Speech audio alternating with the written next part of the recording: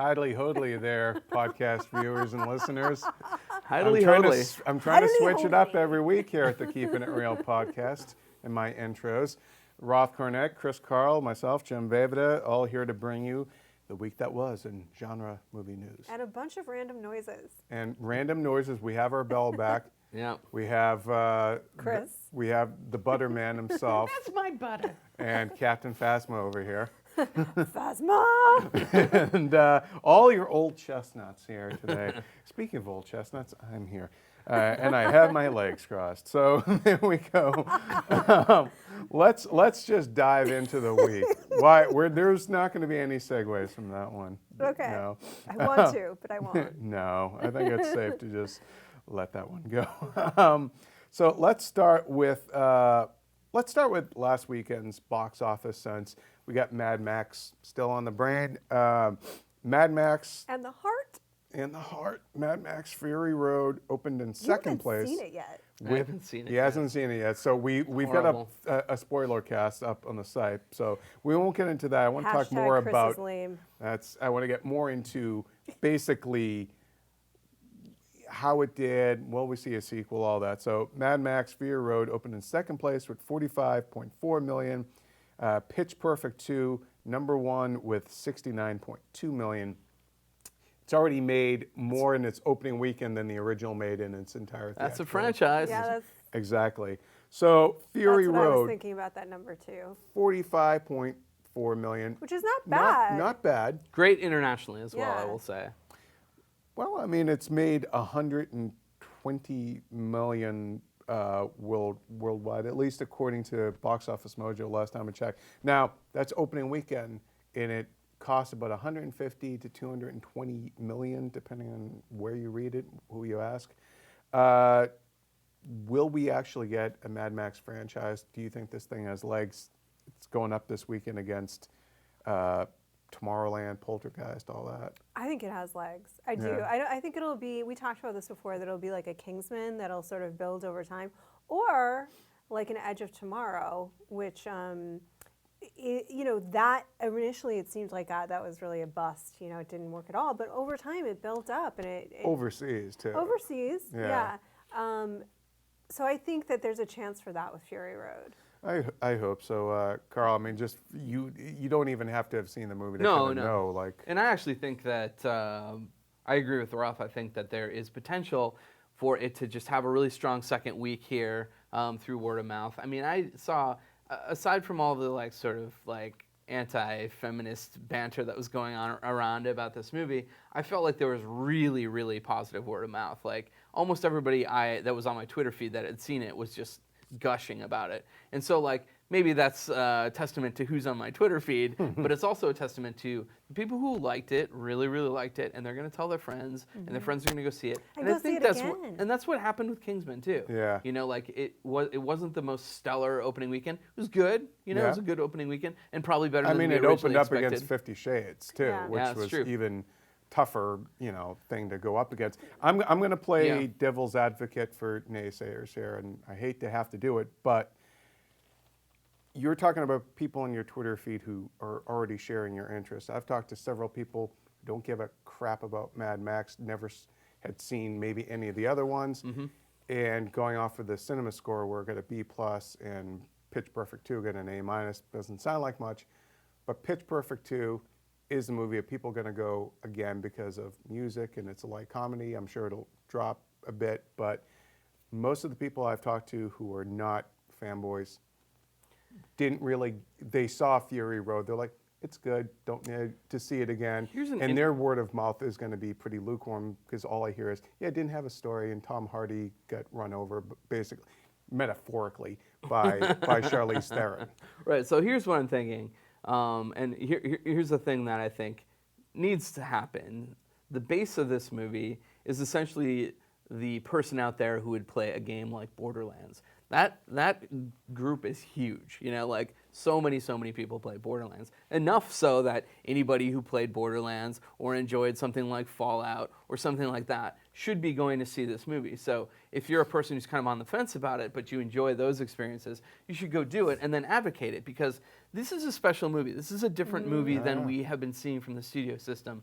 And our colleagues in San Francisco did a piece about what other blockbusters can kind of learn from the spirit of this movie. And I agree with that. I would say, it's different, it's special.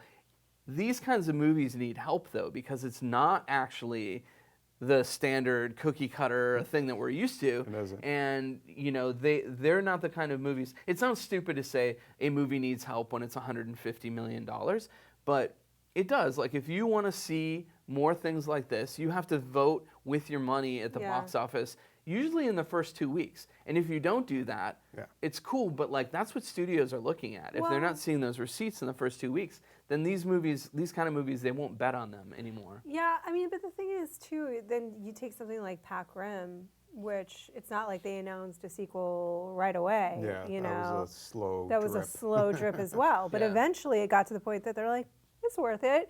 And I feel like with Mad Max, and I really love this movie, I do think people will go see it. I know plenty of people that are planning on or have already seen it. I'm going to see it a few more times. My brother, who I've mentioned before and is my litmus test for general public audience, is he asked me, he's like, should I go see this? And he sees 2 or 3 movies a year, as by the way most people do. They don't go every week like we do. But I was like, yeah, definitely. We watched Road Warrior together a lot as kids, and we love that. You're going to love this for sure. Yes, there's the connection of having seen it, but I feel like if you're just interested in insane action awesome, and you are, you'll go see Mad Max. Yeah. And I don't want to come across as the guy saying he didn't like the movie, because if you watched last week's... No, you loved it, yeah. I loved it. I'm just saying I'm a practical person, a Pitch pragmatist, Perfect. and I'm just saying that it's got a lot more eating away at its base of people who would go see it than Pitch Perfect 2 does. It's going up against Tomorrowland and Poltergeist, and that crowd is going to eat into, and Avengers is still out. Pitch Perfect 2 is a different animal, and it's going to have a different set of people who will go see it again. And I am worried for Mad Max. I'm going to reiterate this. It should have opened up in March or September. Definitely. Opening it up in May was a bad idea. The R rating is a factor too. That is and the length of the movie. That is a smaller audience. An R rating is a smaller audience. Because families are going to. And understandably, somebody tweeted me kind of upset, which I understood because he liked the movie a lot, going kind of upset that he was under the assumption that families had taken their kids to Pitch Perfect versus Mad Max. And I was like, well, they should. Yeah, I would too if I had kids. I'm upset that I didn't get to go to see 50 Shades of Grey. Yeah, my parents only took me to see Frozen. I mean, that's well, of course they did, because for reasons. Did you hear about that the make school sense. teacher that showed? I don't know if it was a man or a woman, but the school teacher didn't know about 50 Shades of Grey and what it was. Whoa. And they let the kids were like, okay, we did really good this semester. Can we have a reward? We want it, because it's out on Blu-ray now. Can we watch 50 Shades? I'm like, oh, sure. And the teacher goes off to do whatever. The kids are watching the movie. Teacher's not paying attention. The assistant principal walks by, looks in the window like, the hell is going on here? How Puts old an were end the to it. kids? I don't know. I think they were in high school.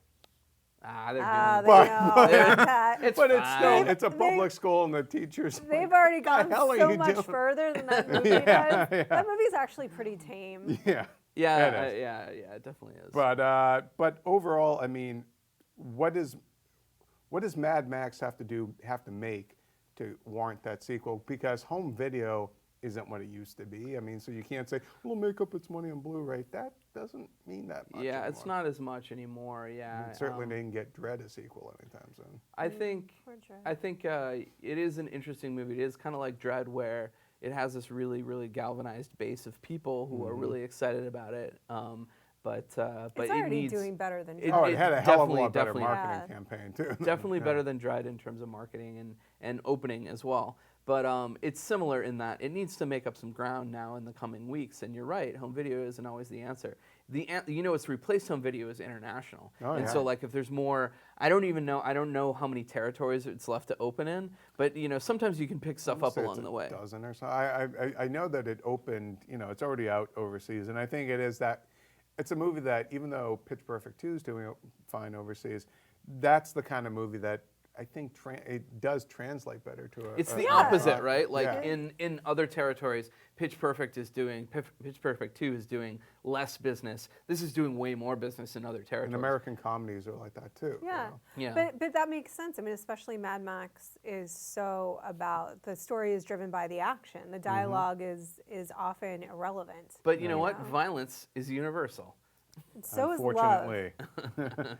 And song. All right. Well, we want to know what you guys think of Mad Max Fury Road's chances of getting a sequel, which George Miller says, if it happens, would be called Mad Max: Wasteland. All one word, Wasteland. Dun, dun, dun. So Have you seen the movie? yeah. Really seriously, like it's all a wasteland, right? Yeah, I mean, No, it's, but it is. Yeah. let's move on to some of the genre movie news this week. I have a question for the panel, and it is: Pose it. are set photos spoiling superhero movies? And I'm the guy writing up most of these stories. Of all the words to get wrong, writing up most of these stories. Suicide Squad set photos, Captain America: Civil War set photos. I mean, we saw, and we'll talk more in specific about the Joker Harley Quinn stuff we saw.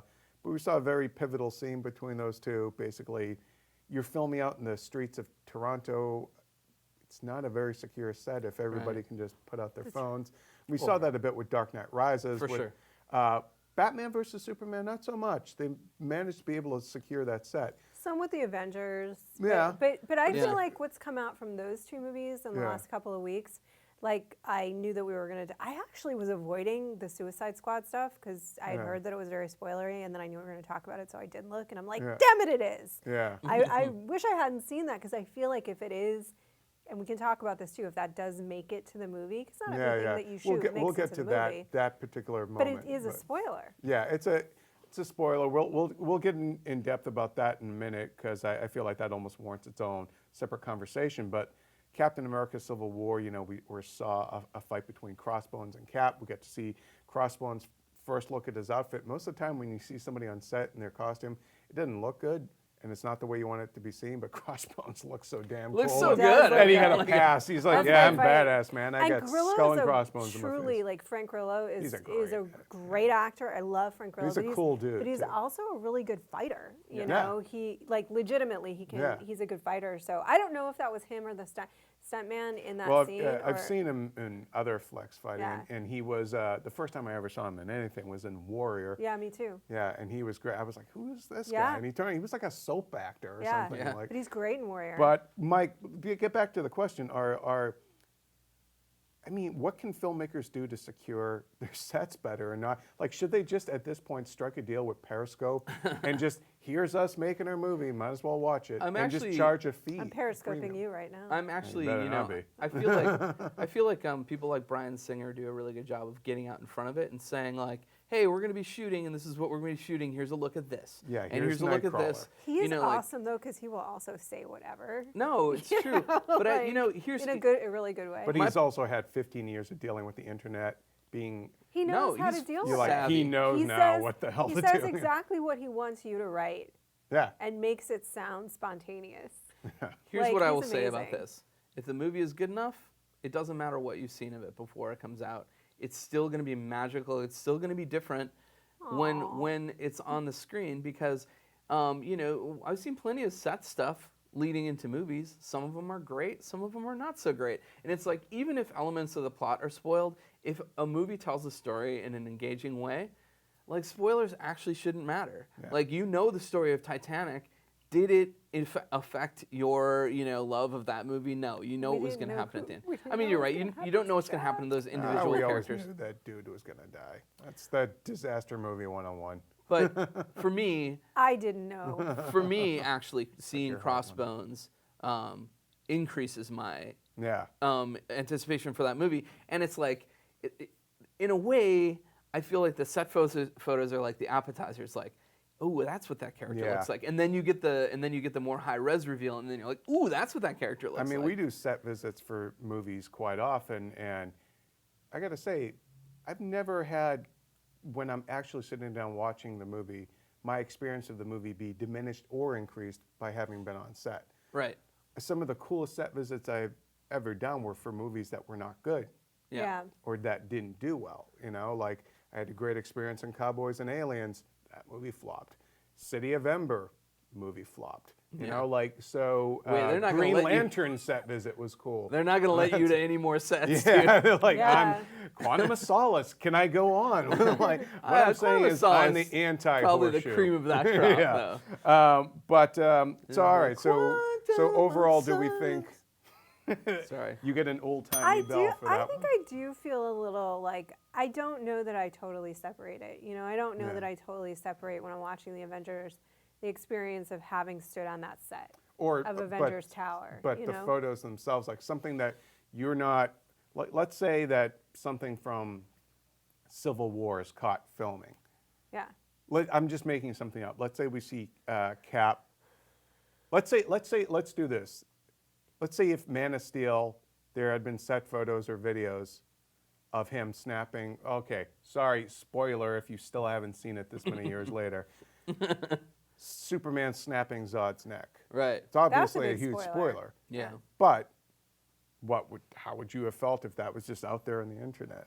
I mean, to me, Yeah. like, I did not care as much about that particular plot element as I would say 99% of the audience. Like, so many people were so upset about that, and I was like, oh, well, he had to do it. You see the laser eyes were going to hit the people. Yeah. He had to do it. You know, like I still don't know why those people couldn't have just run. they were frozen in fear, Jim. You've I mean, never they were seen frozen two in fear, but also like interstellar beings laser fighting. eyes can find you. Like you might run, but like they're gonna find you. It sounds like a Daryl Hall and John Oates song. Like, Laser eyes are come finding finding you. All right, that was and they kill you too. see musical interludes. Yeah. We've got it all here. All right, I want to ask. So- Actually, I want to ask you guys about the specifics of the set photos and videos that leaked of Suicide Squad, which showed Jared Leto's Joker striking Margot Robbie's Harley Quinzel before she, becomes Harley Quinn. But, he backhands her, and then of course, the rest of the scene plays out. And if you guys haven't seen it, I don't want to spoil it for you, but Joker, I believe he strikes Harley Quinn in Mad Love. Mm-hmm. Now, is that a step too far to No. include in a comic book movie? It's art. It's art, and anything that exists in the world that happens can exist in art and should It's exist only in funny art. because it sounded like you were like, it's backhanding a woman. That is art. No, The art of the I backhand art. with Chris. Okay, I want to explain my position a little bit No, I know, because I'm kidding. I actually think we're getting into like somewhat dangerous territory in regards to art, where public outcry is actually starting to affect the things that people are allowed to portray in their art. And to say it's a comic book movie as a means of sort of like diminishing what its narrative, elements could be, is kind of saying like,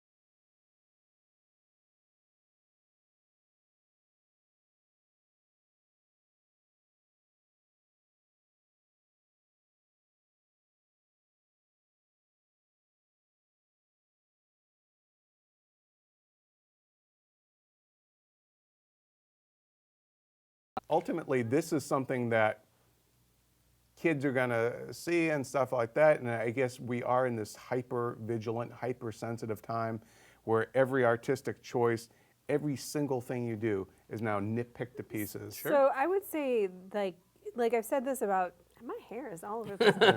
I've said this about set photos and videos before, which is I think that I truly think you can't take any of this stuff out of context, whether it's like the costume or Killer Croc's makeup or whatever it is, until you really see it on the screen, you're not going to know whether it works or not. Because so many times we've seen people react to things like, I'm going to take it to a more neutral place, like a costume, and say, I hate that. And then they see it in action, and they're like, wait, Quicksilver is awesome. And I don't really care what his costume looks like because I love what I'm seeing. And so I think that it depends, like anything, it depends on the context. So I don't think that you can say that one act of violence, whatever it is, in a movie or a TV show, is good or bad until you put it into the whole context of that film, that series, what it's communicating. In that moment, even you can see in the video that was released, the context is a little different than him just backhanding her. Yeah. Something happens, she does this thing, he does that thing in order to get them out of this situation, is what I saw. And maybe I'm wrong, because I don't even know if we'll see it in the movie. Sure. But it's just how it's handled, why it's in there, and all of those things surrounding it that have to come into play before you can make a value judgment on it. Yeah, I think maybe there's something about the physical contact. There's something about seeing the actual, even though the Joker in the '89 movie scarred his girlfriend, we happened off screen. He blows up Rachel Dawes, again, spoiler, so he killed a bunch of people in each movie. Yeah. But there's something that people can see in their day-to-day lives, unfortunately, a man striking a woman, that is just, I think it just hits on a different visceral level than, not everyone's getting tied to a chair with a drum of gasoline and a time bomb. Right. Look, that's how I got my job here. But I'm just saying. Yeah, I think it's we're talking about art reflecting things that happen in the world, even if they're comic book movies. And I do think there are situations where people fall in love after being horribly abused. It just happens. And it happens. It's psychological wearing down. If we take that into the real world, then I would encourage getting help if that's your situation. Yeah, no, I'm not saying. No. I mean, I know I'm purely what you talking mean. about a representation of art, like art representing, life and actually, exposing some of these things. I'm saying it's not like we're going to be, well, I mean, as an anti-hero, many people will embrace the Joker, but it's not like we're embracing the Joker because of these things. He is like the villain. He is the villain, and that is why the people are out to stop him. And, very well in this movie, we could see everybody banding against him, and that's what we've kind of thought is going on. And I want to give a little bit more, including her. Including her, yeah. I mean, I want to give a little bit more context too for what you're saying and kind of but explain maybe where I'm coming from. I have been doing a lot of research and stuff for this story I've been writing, and I'm not going to talk about that, but it's just the idea of, like, it's somebody who essentially fell for the wrong person. Right. Somebody who was violent and bad, and been reading a lot about that kind of psychological torture. And I hope that the Suicide Squad movie can at least dig a little deeper on that and why she ends up with somebody like that, because I think it's fascinating. That's one of the things I've come to actually find really compelling about the Joker and Harley Quinn, is that, and something that I hadn't seen really in comic books before, it was always just like the villain and his henchwoman, like Lex Luthor and Miss Tessmacher and stuff like that. Yeah. So, Tessmacher. yeah. That couldn't be like that. That is the exact polar opposite of a nuanced relationship, right? Yeah. Like that, Miss like in the Tessmacher. Donner film, Miss Tessmacher was just like just cookie kind of cutter, like pulled out of around. like the Sunday funny papers, actually, Yeah. not even like a comic book. Yeah. So, but I think we're in a different era now, and I think superhero movies, are a wide spectrum. Some don't deal with any issues, and some actually deal with issues. And this might not even be an issue. This might just be a portrayal of a relationship that happens to be really damaged, Yeah. Damaged like the tattoo, I guess. Like the relationship between, if you guys have seen Gone Girl, that is an incredibly toxic and damaged relationship. It's actually the prequel to Joker and Harley Quinn. on all sides, and there's certainly violence everywhere in that movie. but it's handled really well, and it's not about like this is something you should aspire to. Yeah. It's like this is everything. Don't do this. Yeah. We're gonna make it so uncomfortable for you, and so I think, obviously some other stuff came up this week around controversy and in a TV show, which we won't go down that rabbit hole again. But I genuinely think it's the context. It's like the whole picture. It's not just one moment. Yeah. It's everything surrounding that. How is it being handled? Why is it happening that way? Also, the Joker doesn't strike me as somebody who gives his girl flowers unless those flowers spray acid. Yeah.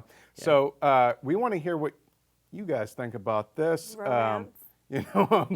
About the mad love of Joker and Harley Quinn, and just your thoughts, I should say, on this particular issue that we talked about. Let us know in the comments. Moving on from Suicide Squad, and let's jump into something else that makes people think about suicide: the Transformers movies.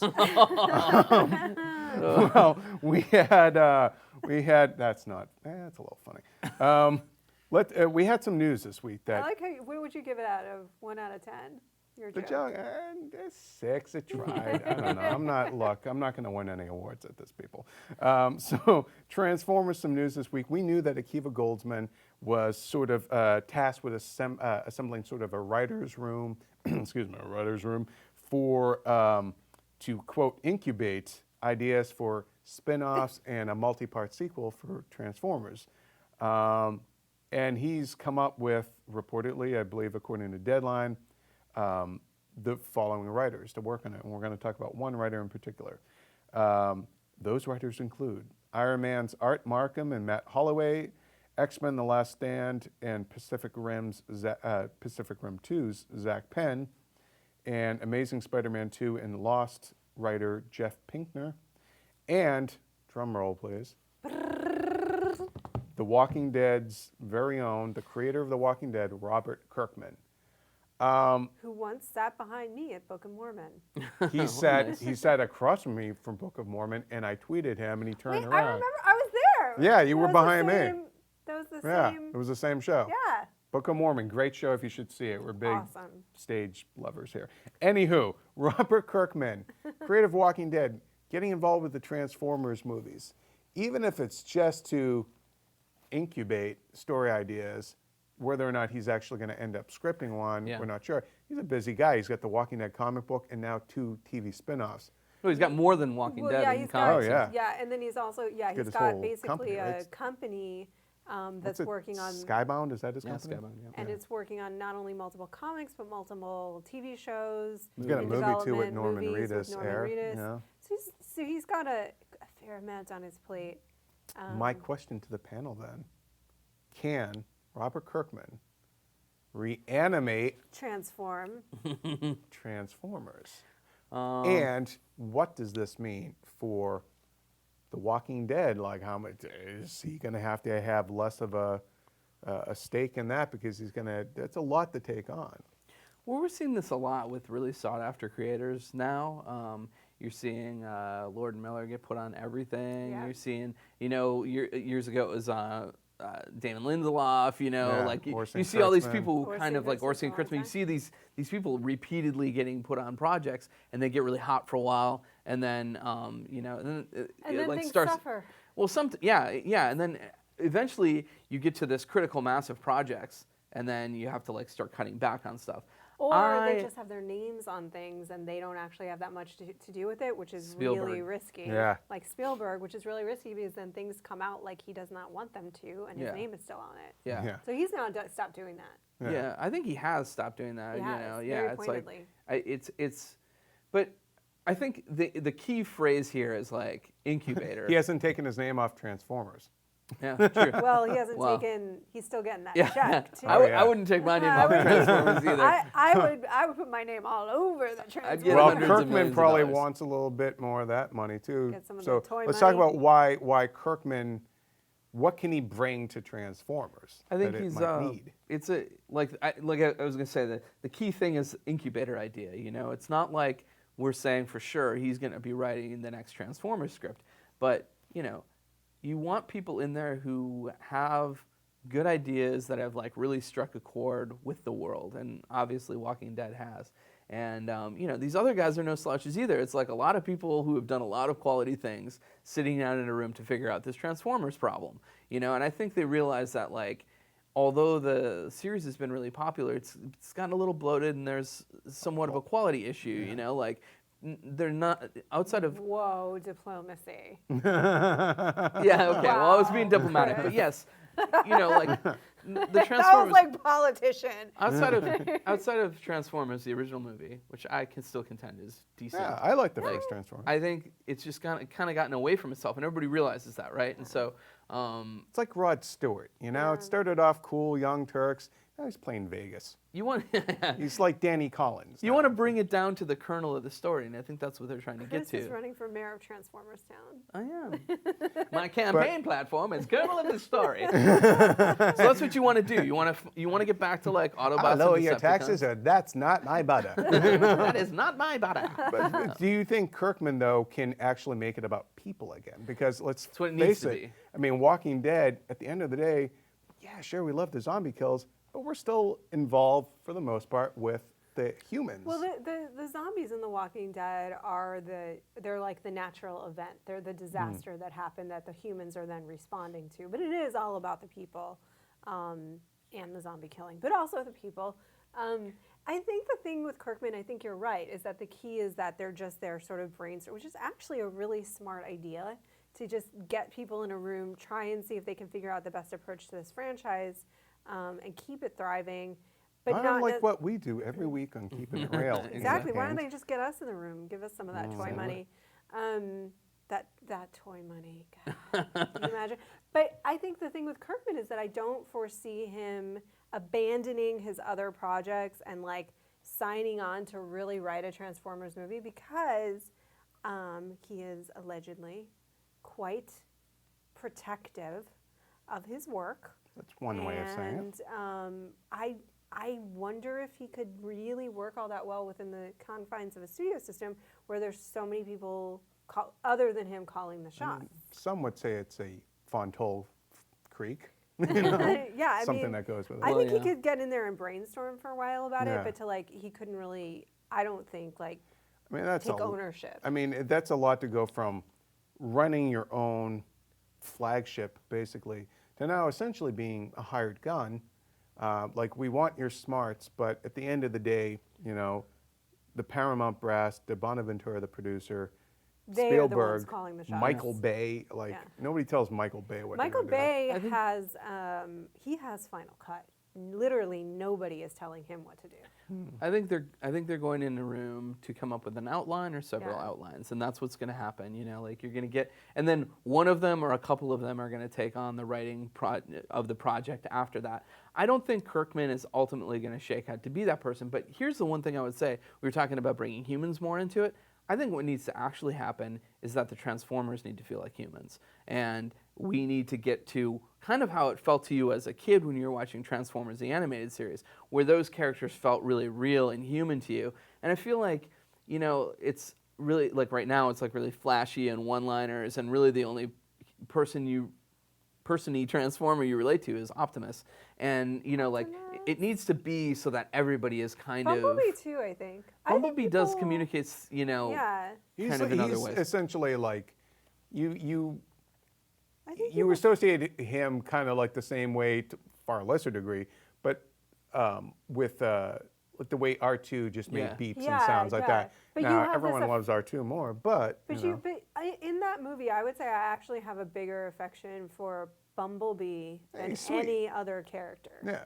Yeah. Like, yeah, so more of that, right? Like, I think they More need of more of Bumblebee. that, and they need like less inane human characters as well. Like, I think it gets a little broad, and I think part of that is why it's successful, and part of that's why it's successful internationally. But like, if actually what we're looking to do is make the movie a little bit more sort of critically acclaimed, then I think it needs to the story just needs to be better. Rule number one in that: stop casting some of America's finest Italian-American actors as government asshats. John Turturro, Stanley Tucci. Yeah. If I see Joe Mantegna or Chaz Palminteri show up in the next one, being morons, I'm out. I'm not even Italian. Wow. You know? You just got so Boston. I'm just saying. Transformers. Transformers. Get out of here. It's bad enough you already got Marky in there. Transform and relax. He's Transformers. So we want to know, what do you guys think Robert Kirkman could bring to the Transformers? Transformers. Will he reanimate this here franchise, or is it still going to be as dead and flaccid as insert penis joke here? This is like the opposite. This is exactly what we didn't want this he's podcast running for to. mayor of Transformers Town, and you're I'm apparently running for town drunk. I don't know. So we want to know what you guys think. What can Robert Kirkman do for Transformers? So let us know in the comments.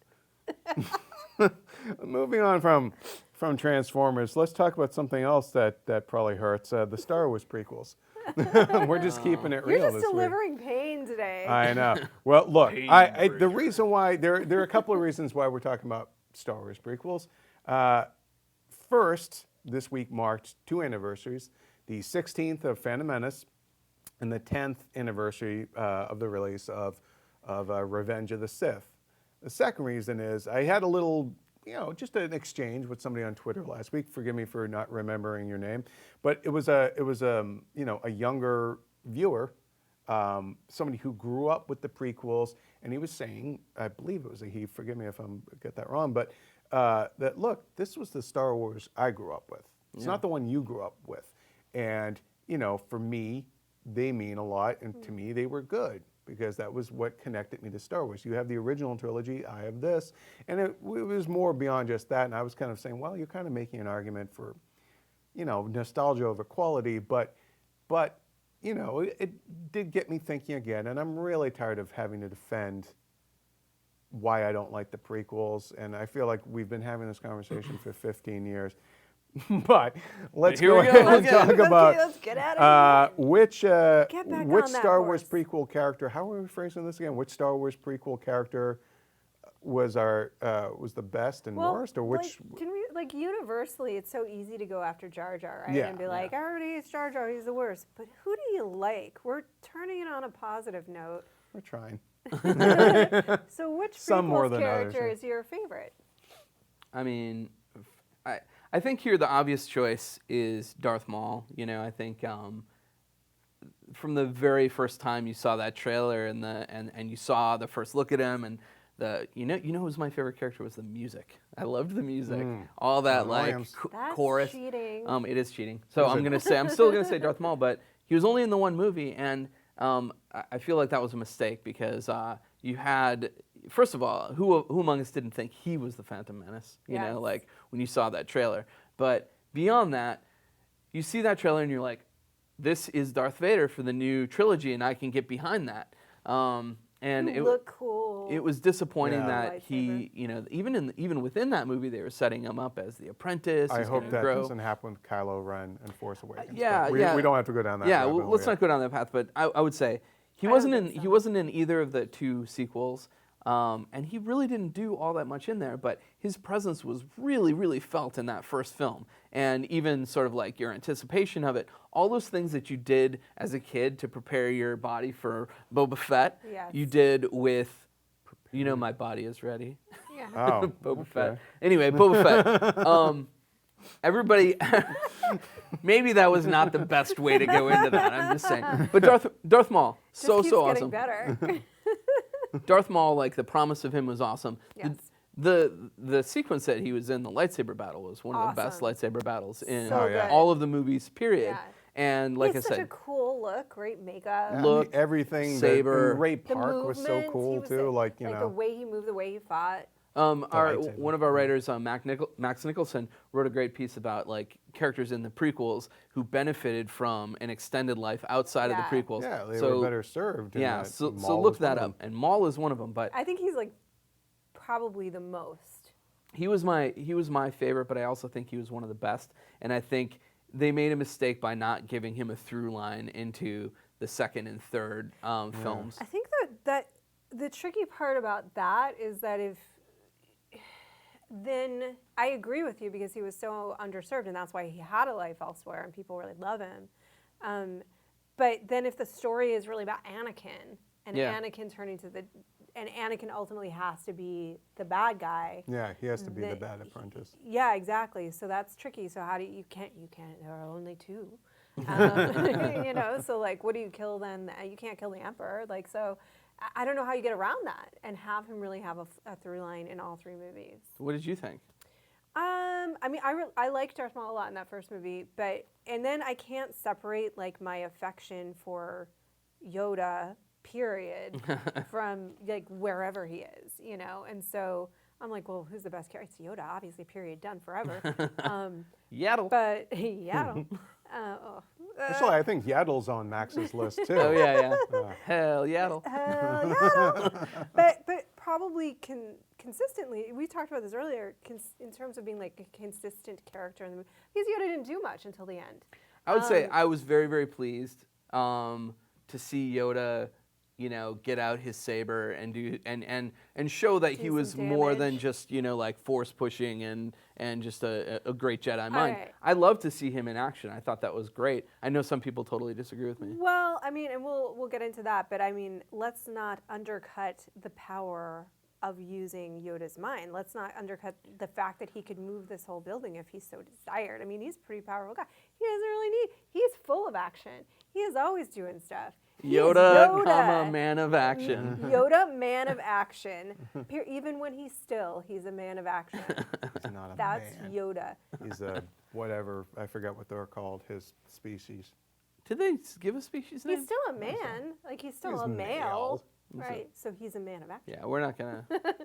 I want to talk about Yoda's bits. Real man of action, Yoda. We'll talk about Yoda's bits later. That'll be another breakout. Expand they do. Grow or not sure? Did you say grow or not sure? It's all breaking down now, people. It is, just like society.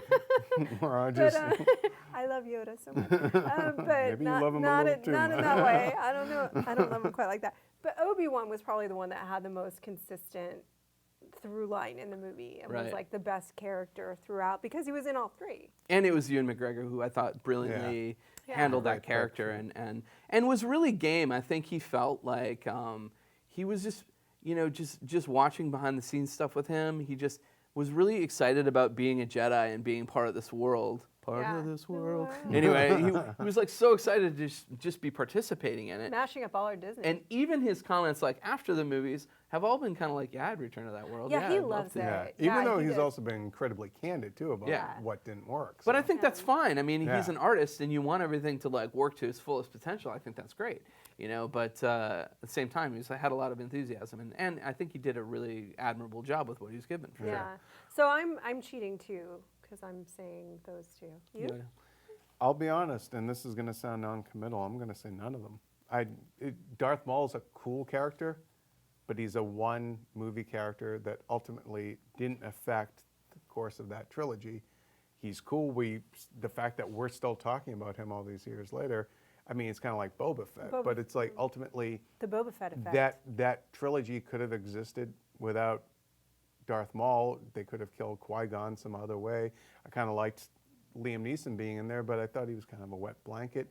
And frankly, none of the characters, even the original ones that came back, including the droids, to me, everything just fell flat. Like none of those characters ultimately to me felt well served, especially Anakin, which should have been, he's a tragic character. And it should have really impacted you far more than it did. I was actually really looking forward to Samuel Jackson being Mace Windu in the series, and I felt like he was like criminally underused. I thought he would be like this like wise samurai master or like Zen sort of he just force sat on in the the school movie. council the entire time or whatever. But yeah, and I was hoping he was going to get that one moment that like really defined that character, or not one moment, but like. Well, they did have it's still that arena battle that owes a lot to the original like John Carter stories. Yeah. That was probably his best moment because they certainly didn't give him a great But I think death. there's like I feel like those movies are such an interesting and like it throws the reality that there's a real alchemy to movie making, and it throws that into sharp relief because there's something just magical about, to me, about those first 3 films. Yeah. That same sense, and you could argue that there are cheesy moments in all of those movies. Oh yeah, for sure. There are.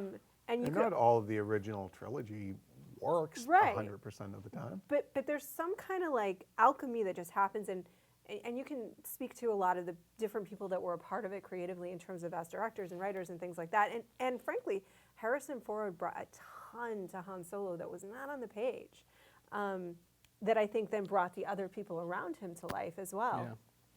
But it's really interesting because I agree with you, which I do feel much more of an attachment to those, and I do think that there's more life to them and those characters in that story. But it's also inherently, it's a hero's journey, and the hero's journey is much more easily made as a family film. You know what I mean?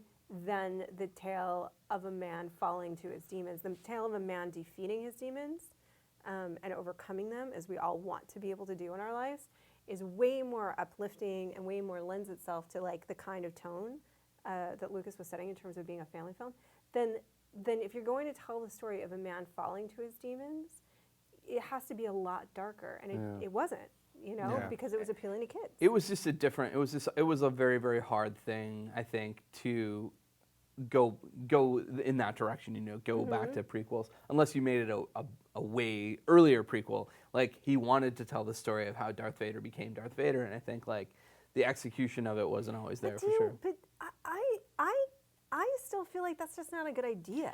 Yeah, I feel like there is something to be said for Darth Vader just coming into the world and existing from that place, like, and then you know that story of him until his end, and then there's that redemption arc. Yeah. You don't have to necessarily see, what got him there, because just the Muppet Babies version of him. No, because you get it, right? Like the minute he takes off that mask and it's that real vulnerable and it's this totally broken, destroyed human shell that's still clinging to some sense of humanity, you get what happened to him. Yeah. It's really what could happen to anybody. They got overcome by greed, ambition, bitterness, anger, all of the bad dark side emotions, right?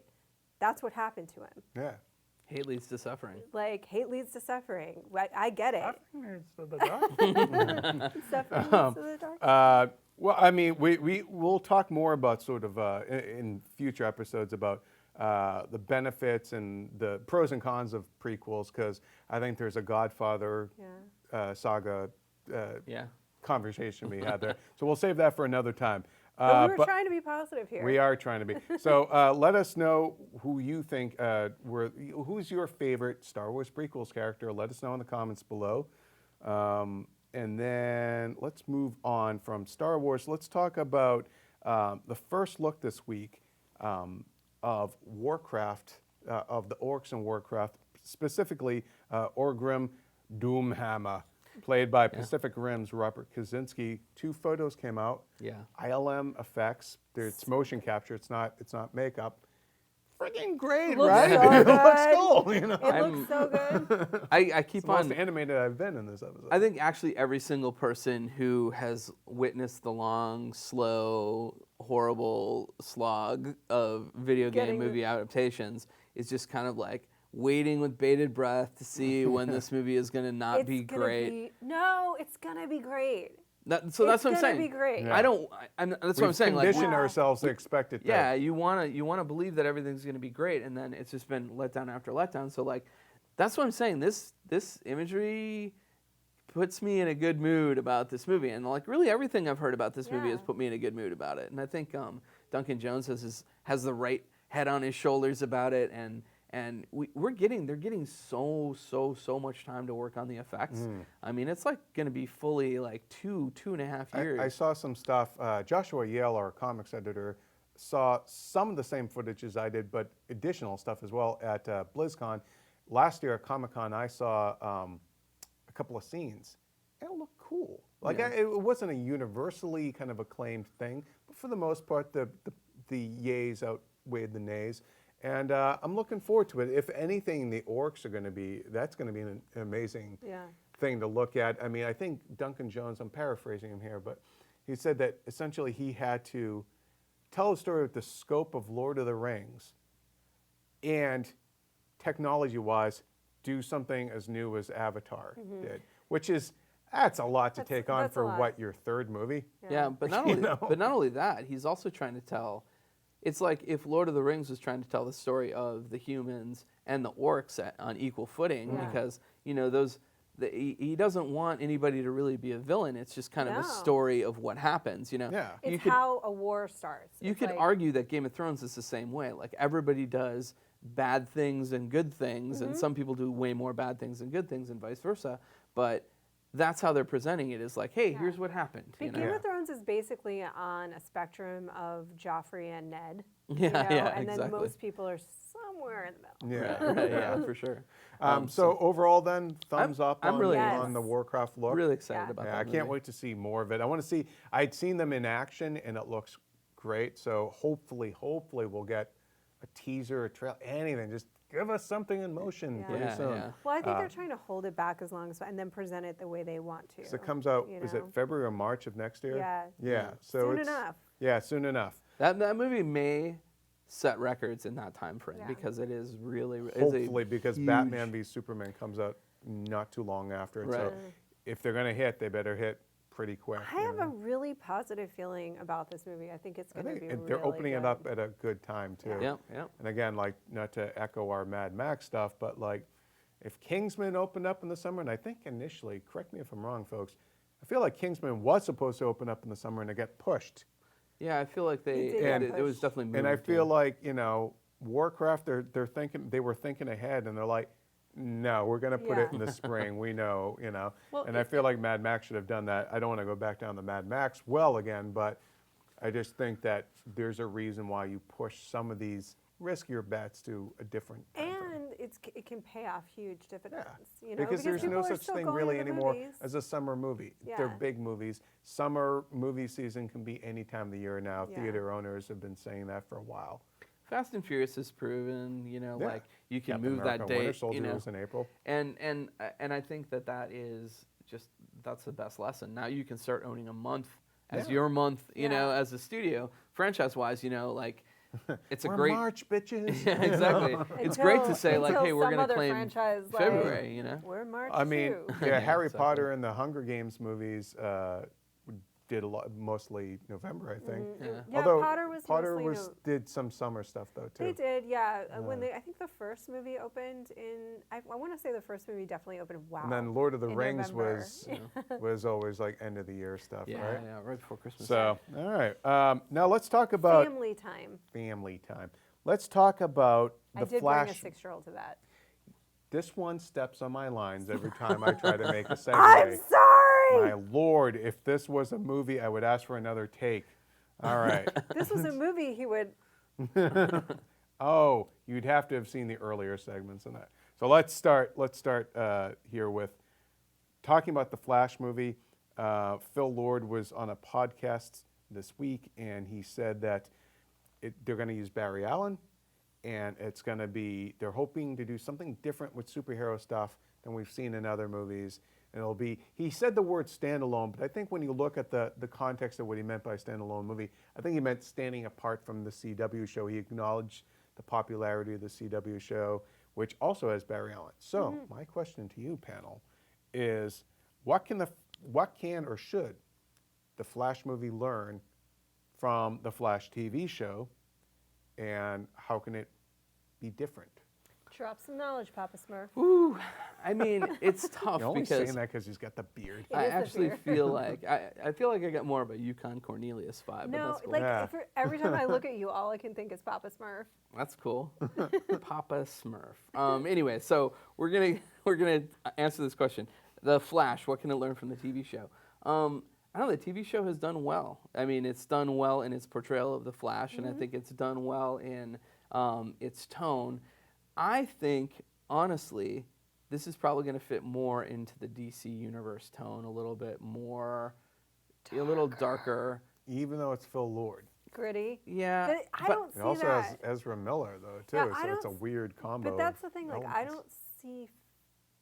don't see him going dark and gritty. I really don't. So especially I if he says he wants to do something with superhero stuff. Like he didn't elaborate on that. So does that mean like poking fun at the genre, or I don't know? What if it is? What if it isn't super? I mean, we know that it's tied into the Justice League stuff, though, so it's got to kind of fit that tone a little bit. And DC made that whole statement about how they don't want to necessarily have a ton of humor in their movies, etc. You know, like I think they just want. But then they hired one of the funniest people on the planet. They just want this like flavor that is different than the Marvel flavor, right? Yeah. Like I think that's what it is. And so it's an interesting challenge because I think, okay, Flash is a popular show for the CW. Exactly. It doesn't necessarily like, it's not like a popular show. It's not like American Idol or something. It's got a very small audience. Well, on the TV podcast, I watched your guys' segment on channel surfing. You did? Where you explained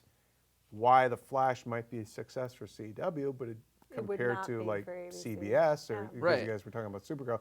I mean, it's like, what is your metric for success, really? You know? Yeah. Well, I mean, and it is very different. They have 10 hours of television a week, and their barometer for what they consider a success is very different than CBS because CBS has the biggest shows. You're talking 20 million viewers plus a week on their programming. So, like, yeah, Flash is popular for our people and in a sense, and for the CW it works. But I think that he probably has, and he probably didn't want to say this, but they have a lot more liberty kind of to not feel beholden to that in the sense of like, it's going to be such a small portion of the movie-going audience that also watches that show. But also, like the fans, let's face it, the DC movie universe has divided fans. I mean, there's not the people who are stoked for that movie, for Batman versus Superman, because it's the first one out of the gate. The Nolan ones don't count. Man of Steel, I guess, is the first one out. But you know, they're not everyone's on board. So,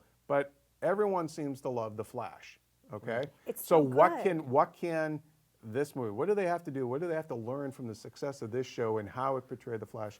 To do that, especially since they're going to also use Barry Allen and Ezra Miller. But I actually think that The Flash, the TV show, is as successful and popular as it is. Look, I love Grant Gustin, and I think he's a great Flash, but really, it's so much about the mythology of that world, the support characters. People love Cisco, but frankly, it's got an awesome villain in the Reverse Flash, and I think that's what Arrow was kind of missing this season. Like the villain was not working. Like last season, Slade was such a great villain, and you need, I think, in a superhero movie, you need that, or that balance makes it that much better. Think about some of your favorite ones, like The Dark Knight, right? Yeah, it's an awesome villain. Yeah, you know. Daredevil. Like, it's an awesome villain. Yeah. Like The Flash, it's a great villain. Very different tone. Question then: should the Flash movie, should they use Reverse Flash or not use him? Because it's a tough. No. I think that's one thing that you should definitely do differently don't do Reverse Flash because that's going to invite all those comparisons. Yeah. And I think also, like I was saying tonally, like the Flash is like kind of more lighthearted, a little bit more full of wonder than some of the stuff that DC has put out movie-wise. I think in order to differentiate... So it's a bit more like, not to muddy the waters, but it's a bit more like tonally like Spider-Man than they should, you know. Yeah, for sure.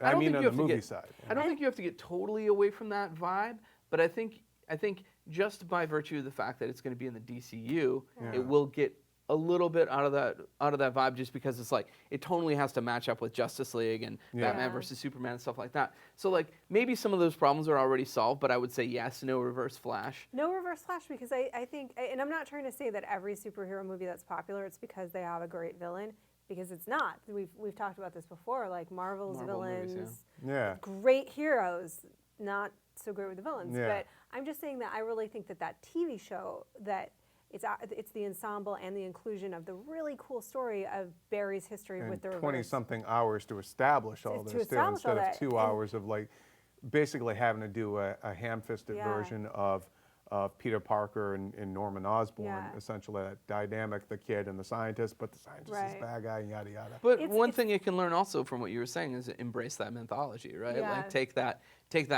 world and like really develop it for the Flash, you know, and then also in the greater scheme of things, they're able to play with some of the bigger heroes that, you know, the Flash TV show doesn't have access to. Yeah. So use that too. The if you're the movie. relationships are like because there's a connection between them. You know, there's a connection between Wells and Barry. Yeah. And there's a lot of like kind of complicated relationship stuff going on in a very fun show. You know? Yeah. He had these dynamics with his fathers and his adopted So father. they're probably not going to see any of that in the actual I don't movie think because, so. Right. I mean, should he, one lesson be skip over the origin stuff of really what made him Flash? I mean, you could maybe touch on like he was a scientist, something happened to him, maybe somebody's trying to figure out how, like maybe kind of take a page from the way Marvel is trying to just jump into it now, or even Batman '89. He was already Batman, and Vicky Vale kind of worked backwards to figure out, well, why is he doing this? Do something like that just to differentiate it, maybe? Yeah, I mean, I personally don't think that heavy-handed origin stories are really going to be the way that DC establishes these characters, because you will have seen all of them in Justice League ahead of time. So you're going to have a sense of who these characters are, and I think they can kind of hit the ground running. Ooh, slow down there, Punster. It's funny because speaking of punsters, you know, we're talking about him fitting in with the rest of like Justice League.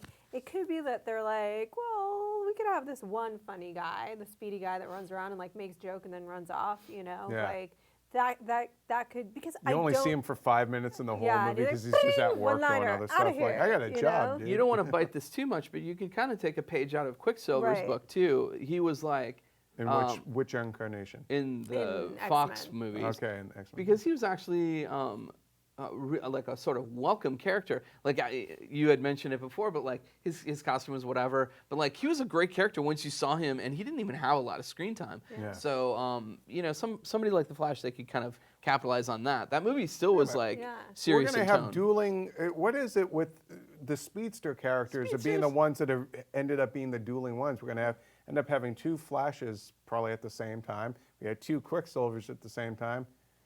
What up with People that? love speed. People I guess like they do. the quick, punny, fast runners. The I quick don't know. and the I punny. mean, it's hard. I think that the lesson that they can learn from the Flash is don't try and repeat what makes the Flash successful on TV, and just I don't know if they're bright enough to learn that lesson. I'm not trying to be a dick, but like, if you see something that's working with your fan base, isn't the lesson of Hollywood is ape that? do that thing. Well, Or maybe in they the case will. of We Roth. actually don't know, but like I just feel like tonally, it's not going to necessarily match. And that team takes things that seem like they have an obvious route, and they find a way, And that's unique. Maybe he does mean standalone. Yeah. Wouldn't that be weird if Yeah. like he actually meant, oh no, we're going to do a We're standalone totally thing, and it's going to separate. go in its own total different way. That would so. be interesting. We want to know what you think in the comments of what can this Flash movie do differently, learn from, or even, I guess, mimic if you want, from the Flash TV show. What are the lessons there? Let us know in the comments below. Now, we're going to wrap it up here because we've got things to do. But opening up this weekend, we have Tomorrowland, which is the box office projections have it opening up in about the $40 million range. Friggin' Poltergeist, you know, Poltergeist remake coming out, and you know, obviously Mad Max and Pitch Perfect 2 and Avengers are still hanging in there. Poltergeist is projected in the. It's a real horse race between Mad Max, Poltergeist, and Avengers 2. For, you know, Pitch Perfect 2 will probably be second place. Now we're not going to get into necessarily, we're not going to get into what we think they're going to make, actually. I want to ask you guys something a little different, which is because Poltergeist is one of my favorite scary movies, and I'm sure some of you guys. Yeah. The original, you mean? Yes, the original. I'm seeing the new one today. The horror remakes thing has not always been great. It's been kind of, for every good one, there's about 5 bad ones. So I want to ask y'all, what's your favorite and least favorite horror remake? If you need some prompting, I can throw out some titles. My favorite, easily by far, is Friday The the Ring. 13th. The Ring. Oh my sweet Mary, you're right. That's a remake, and I own them both. You're right. The Ring is like it's the The remake of the Japanese. No, it's the remake of the Japanese. It's the ultimate example of a remake. Like, that is how you should do a remake. Yeah. My least favorite, you know, I'm a sucker for most horror movies, so like even bad ones, I kind of am like, I'm really, you know, I forgive them a lot. I can't think of a terrible. Oh, you know, wait, what was the one with the little creatures that come out of the wall and with the teeth? Yeah, I know what you're talking about. That one was terrible. But I can't think Critters of that come out of the wall with the teeth. Oh God, it's like little tooth fairy characters, and I can't think of the name of it. Oh, the one with Katie Holmes? I don't even remember who was in it. That's how bad it was. I just did not like it. Whatever that was. What do you think, Roth? It's funny because I'm gonna ape you, PS, and say The Ring because that movie opened a gate of fear in me. I mean, really, like. That movie messed me up so bad that I stopped renting VHS tapes. I had my boyfriend sleep on top of me that night, and it was like a whole Heyo. thing. Not like that. But I was just like, oh my God! I was so scared, and he was like, take one for the team. He was like, I will beat it with a bat. I'm like, she's made of TV. You can't beat her with a bat. She's made of TV, not made on TV. It won't work. You can't beat her. She can't be stopped. It scared me so much that I had to buy the 3 original Japanese versions and watch them all until I figured out why it was scaring me that bad, and this is it. Okay. The horror movies that I grew up with were like your Friday the 13th, your Elm Streets. There is a rhyme, there's a rhythm, there are rules to them. There's actually a very clear-cut set of rules, and they are, like most horror, very moralizing tales. We've talked about this before. But it always makes you feel I could beat it. You know, I could do the right thing. I can make the right choice. You just have to be a good, like, you just like, have to be like a person. morally upstanding person, and you're probably going to make it out of there and be the person that lives.